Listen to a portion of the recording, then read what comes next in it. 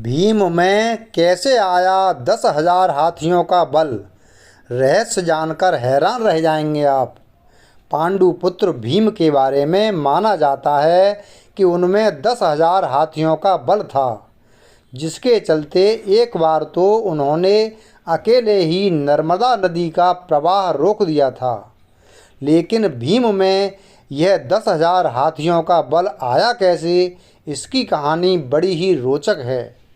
कौरवों का जन्म हस्तिनापुर में हुआ था, जबकि पांचों पांडवों का जन्म वन में हुआ था।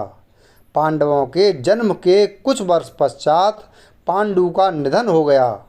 पांडु की मृत्यु के बाद वन में रहने वाले साधुओं ने विचार किया कि पांडु के पुत्रों, अस्थि तथा पत्नी को हस्तिनापुर भेज देना ही उचित है।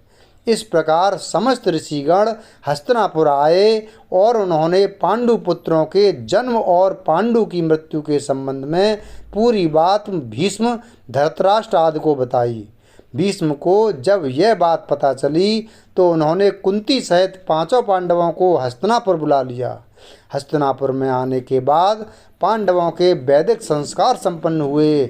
पांडव तथा कौरव साथ ही खेलने लगे। दौड़ने में, निशाना लगाने तथा कुश्ती आदि सभी खेलों में भीम सभी धृतराष्ट्र पुत्रों को हरा देते थे। भीमसेन कौरवों से होड़ के कारण ही ऐसा करते थे, लेकिन उनके मन में कोई बैर भाव नहीं था। परंतु दुर्योधन के मन में भीमसेन के प्रति दुर्भावना पैदा हो गई।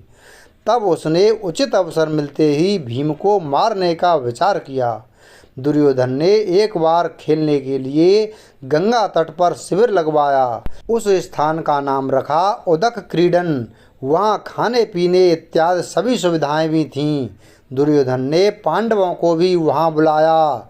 एक दिन मौका पाकर दुर्योधन ने भीम के भोजन में विष मिला दिया। विष के असर से जब भीम अचेत हो गए तो दुर्योधन ने दुशासन के साथ मिलकर उन्हें गंगा में डाल दिया। भीम इसी अवस्था में नागलोक पहुंच गए। वहां सांपों ने भीम को खूब डसा, जिसके प्रभाव से विष का असर कम हो गया। जब भीम को होश आया तो वे सांपों को मारने लगे। सभी सर्प डरकर नागराज वासुकी के पास गए और पूरी बात बताई। तब वासुकी स्वयं भीमसेन के पास गए। उनके साथ आर्यक नाग ने भीम को पहचान लिया। आर्यक नाग भीम के नाना का नाना था। वह भीम से बड़े प्रेम से मिले। तब आर्यक ने वासुकी से कहा कि भीम को उन कुंडों का रस पीने की आज्ञा दी जाए जिनमें हजारों हाथियों का बल है। वासुकी ने इसकी स्वीकृति दे दी। तब भीम 8 कुंड पीकर एक दिव्य सैया पर सो गए। जब दुर्योधन ने भीम को विष देकर गंगा में फेंक दिया तो उसे बड़ा हर्ष हुआ। शिविर के समाप्त होने पर सभी कौरव व पांडव भीम के बिना ही हस्तिनापुर के लिए रवाना हो गए। पांडवों ने सोचा कि भीम आगे चले गए होंगे। जब सभी हस्तिनापुर पहुँचे तो युधिष्ठिर ने माता कुंती से भीम के बारे में पूछा। तब कुंती ने भीम के न लौटने की बात कही।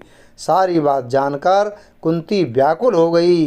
तब उन्होंने विदुर को बुलाया और भीम को ढूंढने के लिए कहा। तब विदुर ने उन्हें सांत्वना दी और सैनिकों को भीम को ढूंढने के लिए भेजा।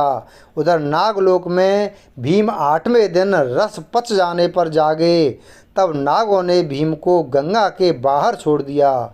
जब भीम सही सलामत हस्तिनापुर पहुँचे तो सभी को बड़ा संतोष हुआ। तब भीम ने माता कुंती व अपने भाइयों के सामने दुर्योधन द्वारा विष देकर गंगा में फेंकने तथा नागलोक में क्या क्या हुआ यह सब बताया। युधिष्ठिर ने भीम से यह बात किसी और को नहीं बताने के लिए कहा। वीडियो अगर पसंद आया हो तो वीडियो को लाइक करें, चैनल को सब्सक्राइब करें और बेल आइकन प्रेस करें। धन्यवाद।